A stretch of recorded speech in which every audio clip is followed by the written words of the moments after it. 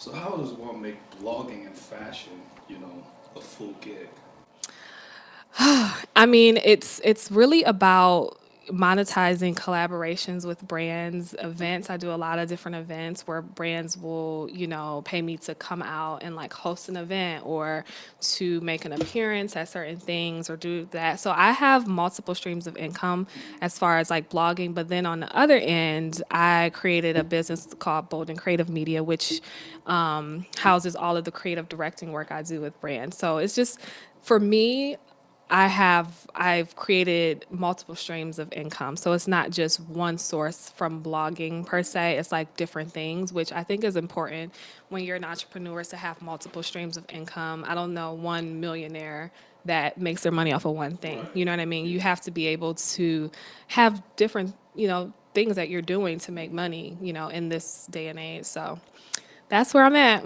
I mean, like talking about, making, money from different, sources and stuff is good. It's appealing to the ear. Yeah. But how did you actually get there? Yeah. How did you get there? Like, what were the hurdles? The struggles. What mountains did you have to move to get to this point?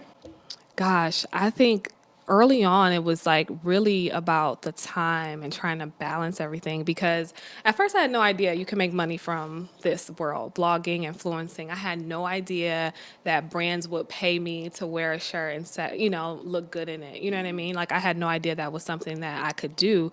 But it was really about the sacrifices in the beginning. You know what I mean? Because you have to be really disciplined and consistent with your efforts and your work. Because a lot of people, they think it's easy. They think it's easy to be a blogger. They think it's easy to look good on the gram, but it's really not. Like the sacrifices, the hard work, like, taking the pictures, scheduling the time, like it takes a whole lot of stuff that a lot of people aren't disciplined to do it and they fall off, but you have to be consistent. So for me, I was consistently good for like a year. So it's not consistent for 2 months or consistent for 2 weeks. It's consistency throughout the whole time. That's when people are starting to notice. You know what I mean? It's what you do when you're not in front of the cameras and all of that is what brings you to the light in the end.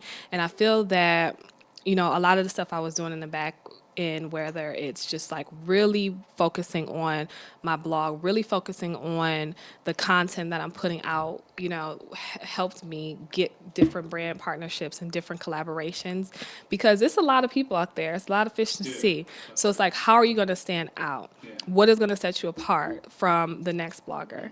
So for me, it was just like consistently putting out really, really good content and trying to make myself a little different. So, if everyone's here making content, it's like, okay, I got to step my game up and go here. Right. And that is taking like just that extra time. You know what I mean? It's like not rushing and putting something out. You know what I mean? Really focusing on editing it and making sure it's like top notch. So when you do post it, it's the best best quality. That's You right. know what I mean? So a lot of that is what it took for me and I got noticed. So it's like once I got noticed a few times and it's just kind of started to like roll in and people started to understand and know Dayna, like Dayna has great content, and then more brands wanted to work with me. So it's just like being consistently good in the beginning is really what helped me get to the point I am now.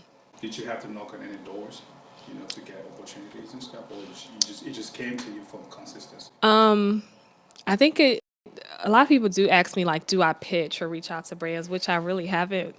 I think it did come to me from being consistently good at Yeah. what I was doing. My Instagram is very highly Yeah. curated. Yeah. Yeah, I can see People that. will look at it and say like, okay, wow, your Instagram is perfect, which I never think my Instagram is perfect. I always look at it and like, oh, there's something wrong with it. But I think just the discipline of saying, and it's with everything. It's not even about Instagram pictures or whatever. It's really whatever you're doing. You have to be disciplined and committed to giving your best. So whether it's showing up at an event or working with a brand or just like the back end work, it's like really being consistently disciplined on being professional and like top notch with whatever you're doing. So that's really the key, honestly, is just giving your best, giving 110% every single time. And I think a lot of that has to do with I told you I played basketball back in the day. I was super competitive, and that competitive nature still lives in me because I always want to give my best. Like, no matter what I'm doing, I'm trying to give my best, and I'm not trying to half-ass nothing. Right. Because at the end of the day, what is that going to serve? You know what I mean? You want to, like, if this is your dream and this is something that you really want to do, you have to be committed and be excellent every single time. So.